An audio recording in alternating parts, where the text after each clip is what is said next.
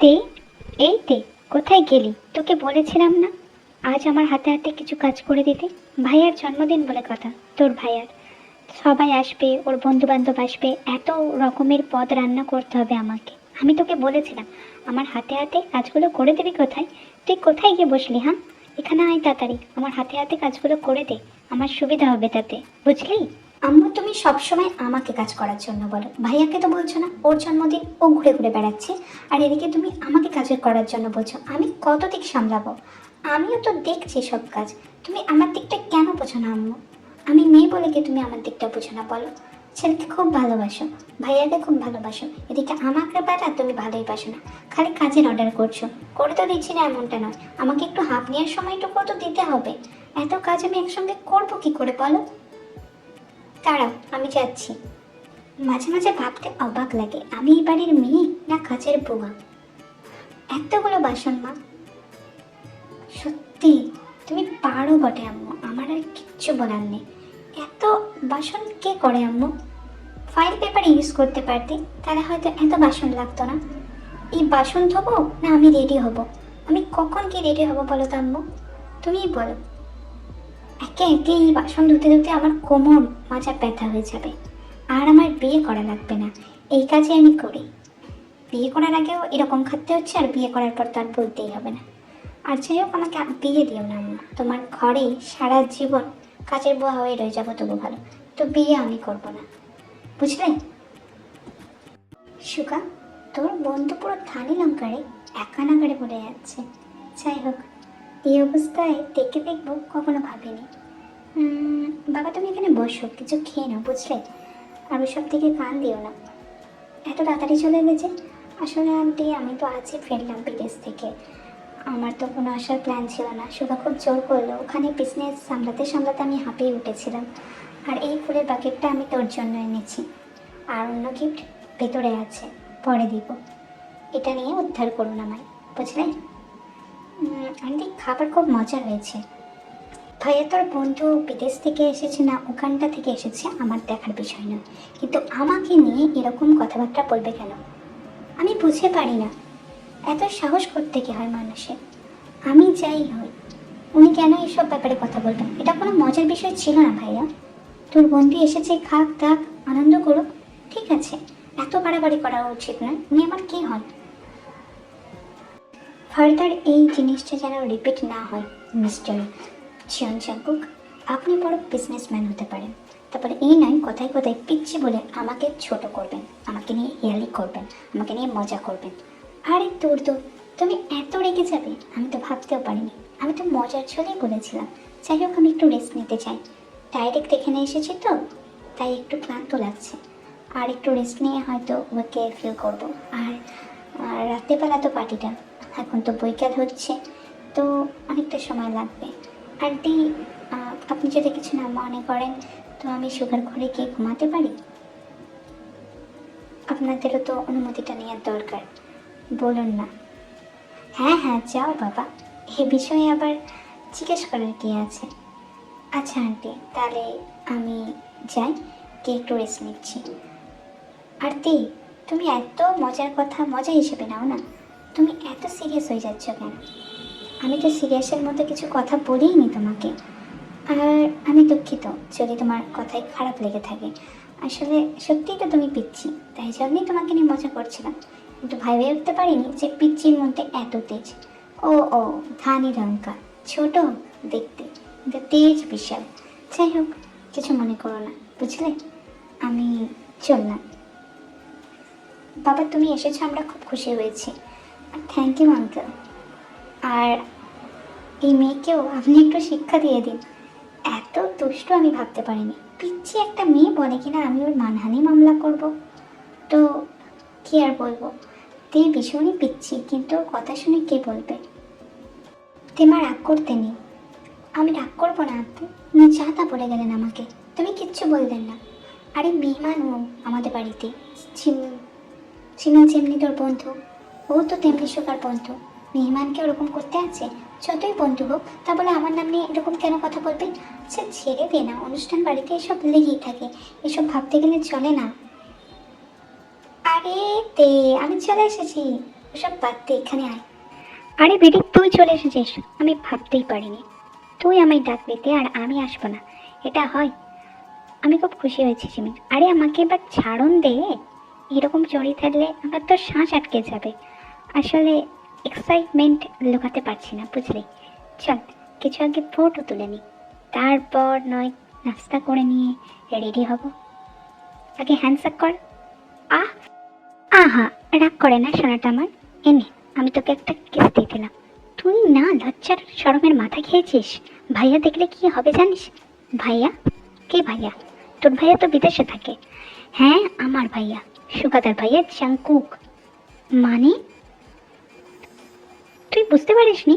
ওটাই আমার ভাইয়া ছিল, মানে ওই শয়তানটা যে আমার নাম নিয়ে খুব বাজে বাজে কথা বলছিল। আরে আমার ভাইয়াকে বাজে বলছিস কেন? তার যথেষ্ট কারণ আছে জিমিন, তোর ভাইয়াকে গিয়ে জিজ্ঞেস করিস। আমাকে কত কি শোনালো, ইয়ার কি করছে পিচ্ছি বলে, এগুলো মানা যায়? বাদ দে না, আয় আবার একটা ফটো তুলে নি, তারপর নয় ঘরে যাব।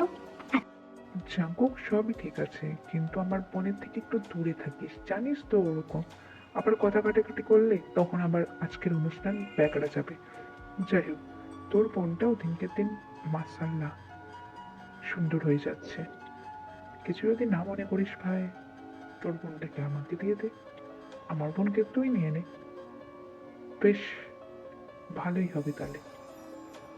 আর আমার তো চিমিনকে বেশ ভালো লাগে, আমি জানি না তোর দেখে ভালো লাগবে কি না লাগবে। এ কিরকম কথা হলো দোস্ত?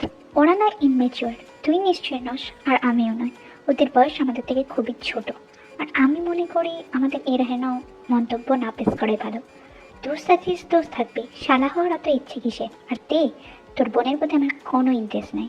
ও নিজেকে কি মনে করে, বড়ই পিচ্ছি আর ডিপো একটা মেয়ে। এই ধরনের মেয়ে নিয়ে আমার ইন্টারেস্টে কেন থাকবে? বিদেশে কত ওর থেকে সুন্দর সুন্দরী মেয়ে পেয়ে যাবো আমি। আর তুই বলছিস তোর কেন ভাই? দুনিয়ায় মেয়ের কি কম পড়েছে? আমি তোর বোনকে ছোট করিনি দোস্ত, কিন্তু তুই আমার বোনকে নিয়ে এই যে কথাগুলো বললি সেগুলো শোভনীয় ছিল না। যাই হোক, দরকার নেই, আমি তোকে মানা করে দেবো তোর সামনে যাওয়ার জন্য, তোর যখন এতই অপছন্দেরও। আর শোন, ওর পিছনে অনেক ছেলে পড়ে আছে, তুই চিন্তা করিস না, তুই ভালো মেয়ে পেয়ে যাবি। আর আমার বোনের জন্য আমি ভালো পাত্র পরে পেয়েও যাব। আমি তো মজার ছলে গেলেছিলাম, কিন্তু আমি ভাবতে পারিনি তুই কথাটা এত সিরিয়াস নিয়ে নিবি জাঙ্কুক। আমাদের বন্ধুদের মধ্যে মজা ঠাট্টা এসব তো চলেই, এটাকে সিরিয়াস নেওয়ার মতো কি হলো আমি তো বুঝতে পারলাম না। ভাইয়া অলরেডি অনেক কাজ পড়ে আছে, তুই আবার কেন ডাকলি এখন আমায়? সন্ধে হতেই চললো, তোর বার্থডের অল প্রিপারেশন আমাকে দেখে নিতে হবে শেষবারের মতো একবার। যাই হোক, কি জন্য ডেকেছিস বল, তারপর আমাকে তাড়াতাড়ি ওই কাজগুলো দেখতে হবে। এরপর তো নিজেকেও তৈরি করতে হবে, সব মেহমান চলে আসবে। তুই জাঙ্কুকের সামনে যাবি না, আর কোনো কথাও বলবি না, জাঙ্কুকের থেকে দূরে থাকবি। ও তোর সঙ্গ পছন্দ করছে না, ও তোকে কত বাজে বাজে কথা বলেছে জানিস। আর যদি তুই একটু সহজ সাবলীল হতিস, তাহলে তুই এইসব শুনতে হতো না আমাকে। এত ডিপ্লোমি বেড়ে গেছে কেন তোর?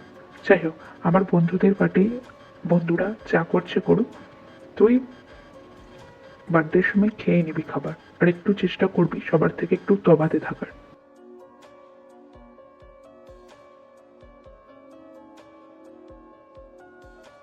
জাঙ্কুক ভাইয়া তো ঘুমোচ্ছে, এই অবস্থায় ডাকলে কিছু খারাপই হবে আমার সাথে।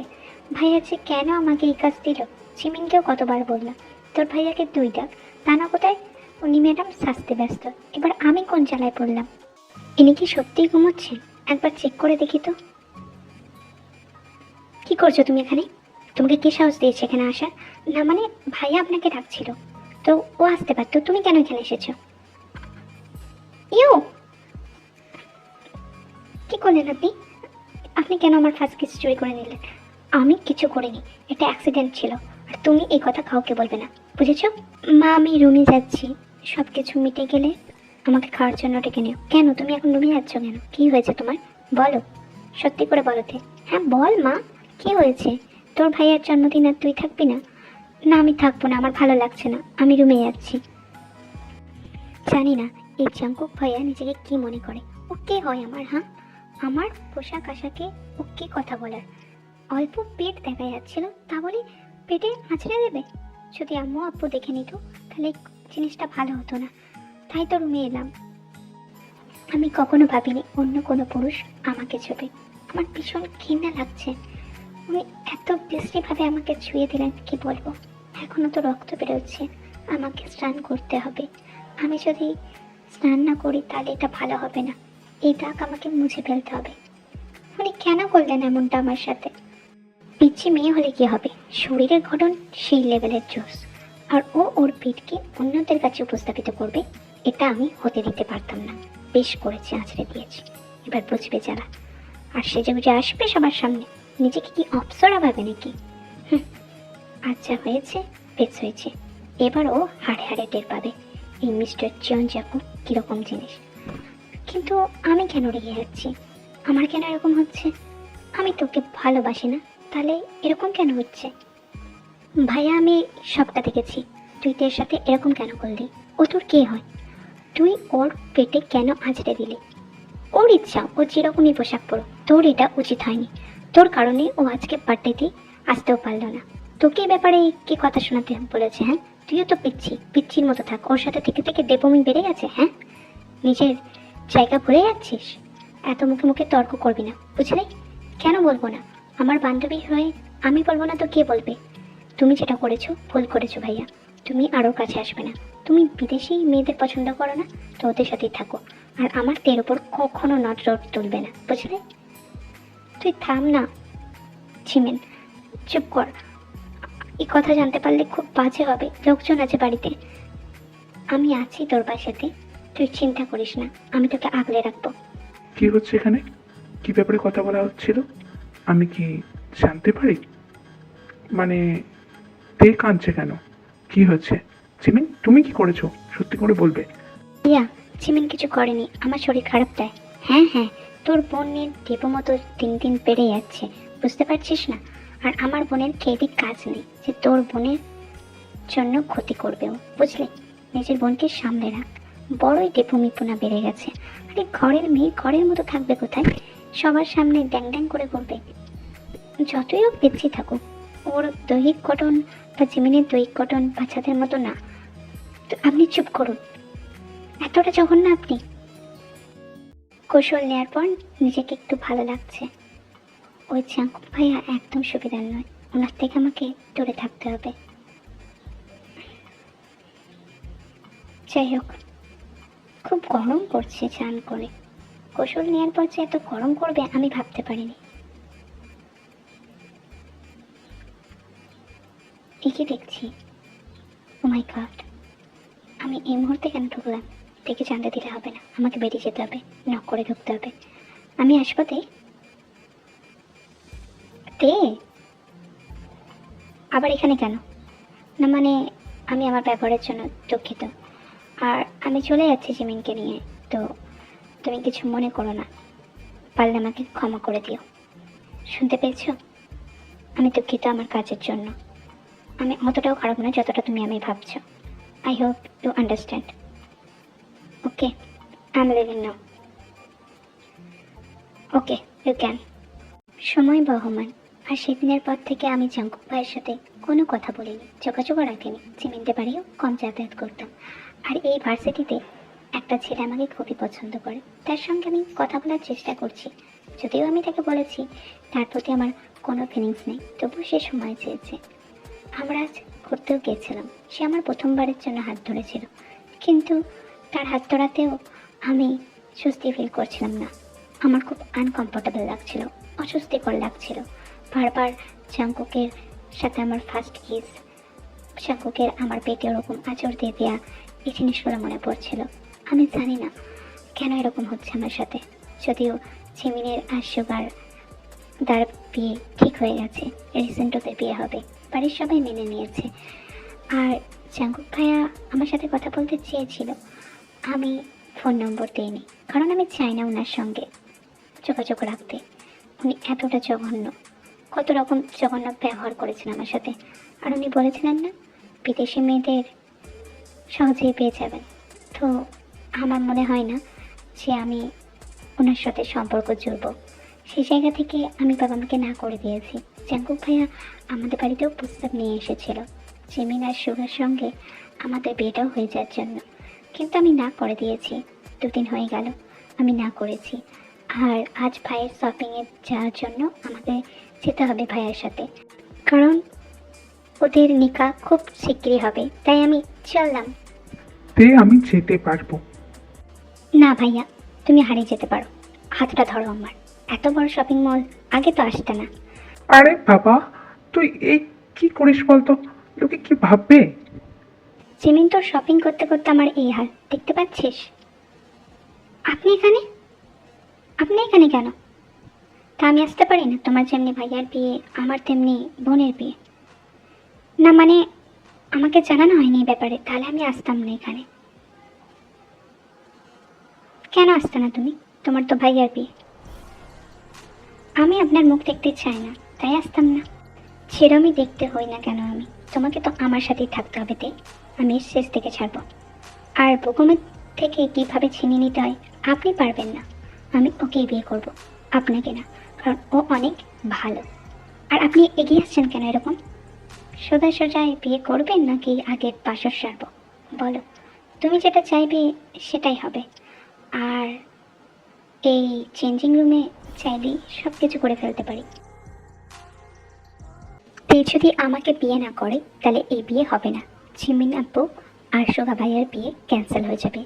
আপু আমায় বলেই দিয়েছে, যদি সুগা ভাই তের সাথে আমার বিয়ে না দেয় তাহলে এই বিয়ে হবে না।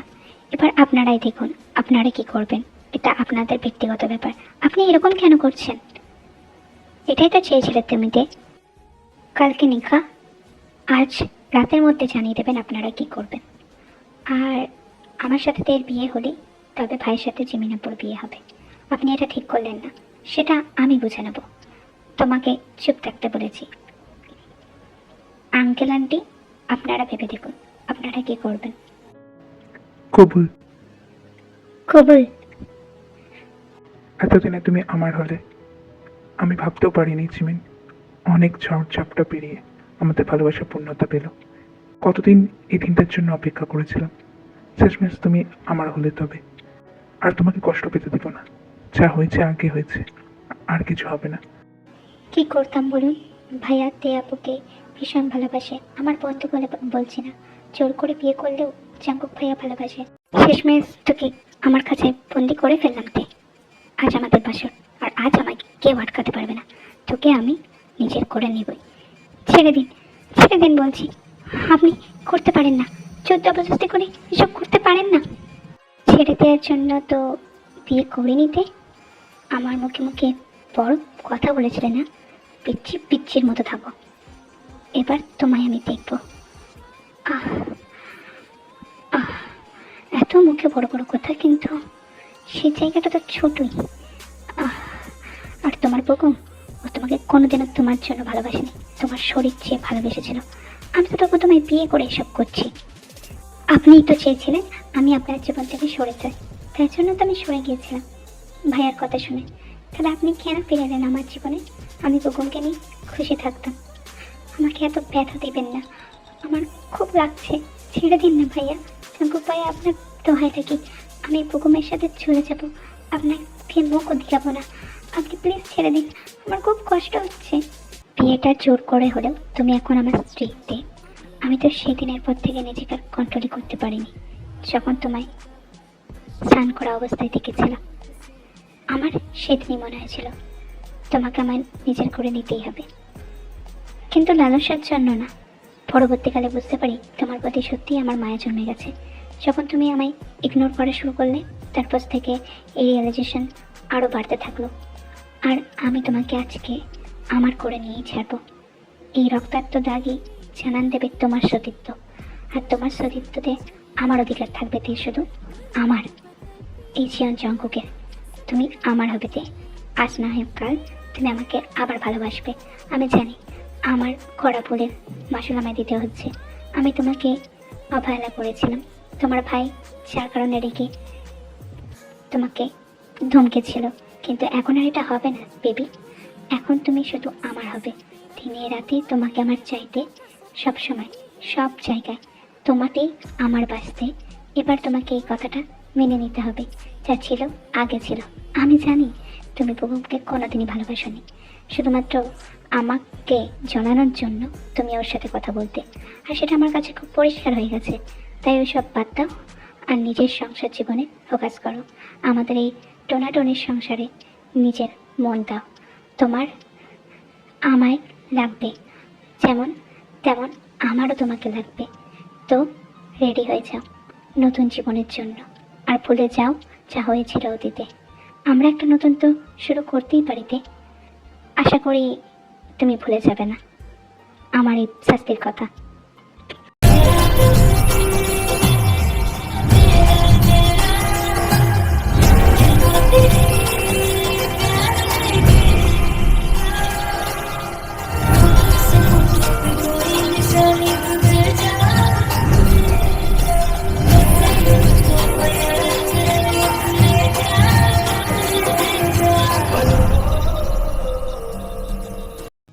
সেই রাতে জাঙ্কুক আমাকে ওর একান্ত করে নেয়।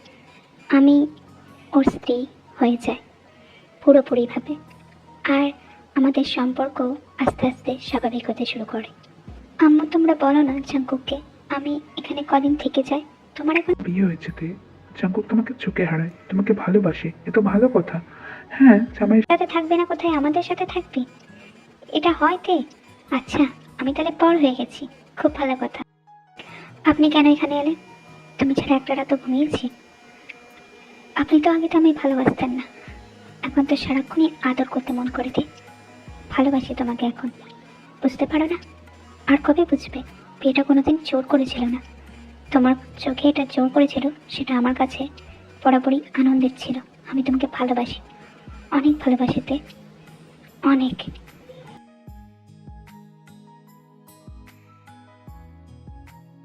শুয়ে শুয়ে এখন মুচকি হাসা হচ্ছে, আর এদিকে আমাকে ব্যথা দিচ্ছেন যে বিয়ের তো আজ 2 বছর হয়ে গেল, তবু এইসব গেল না আপনার?